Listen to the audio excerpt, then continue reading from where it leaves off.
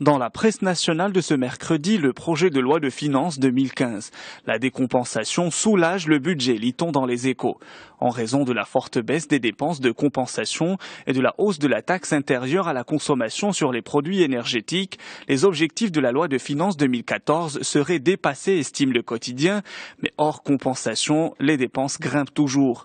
Les entreprises tentent de relancer la machine, titre l'Économiste. L'encours des prêts à l'équipement a progressé de 2,4% au premier trimestre. C'est mieux que les 2 dernières années, écrit le journal, mais le mouvement n'est pas identique. Le BTP et les industries extractives restent les plus dynamiques sur une année glissante. Le mouvement est inverse dans l'hôtellerie et la restauration notamment.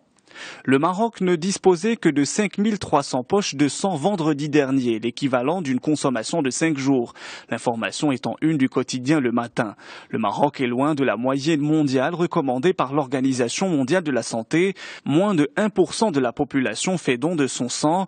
En 2013, 300 000 dons ont été faits. Pour disposer d'un stock confortable, l'OMS dit que 3% de la population doit se mobiliser. Le sang étant une substance périssable ne peut se conserver au-delà de 10 jours, d'où l'importance de faire des dons à intervalles réguliers durant l'année. L'évaluation arrive enfin dans l'enseignement supérieur, nous informe en une aujourd'hui le Maroc. Quelques semaines après l'installation du Conseil de l'éducation, l'agence de l'évaluation de l'enseignement supérieur voit le jour. Fait marquant, le champ d'action de la nouvelle agence couvrira les universités publiques, mais aussi les écoles privées et les instituts de formation étrangers. La nouvelle agence se chargera aussi de l'octroi d'agréments pour les écoles privées. En Algérie, Abdelaziz Belkhadem écarté de toutes les fonctions et interdit d'activité au Front de libération nationale. L'information est rapportée par le quotidien Liberté.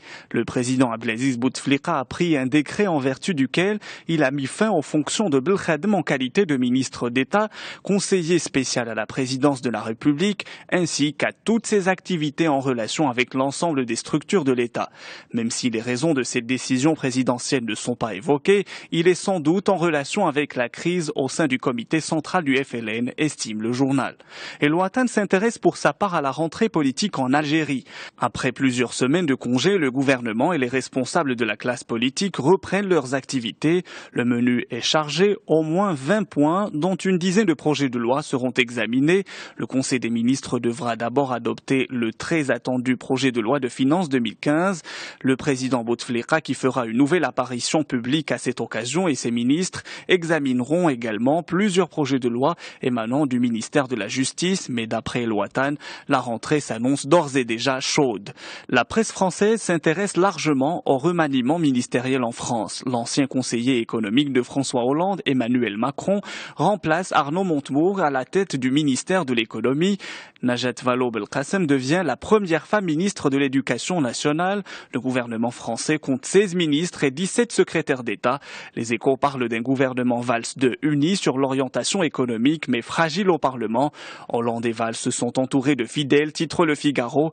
Monocolore, le gouvernement Valls II fait la part belle aux fidèles du président de la République.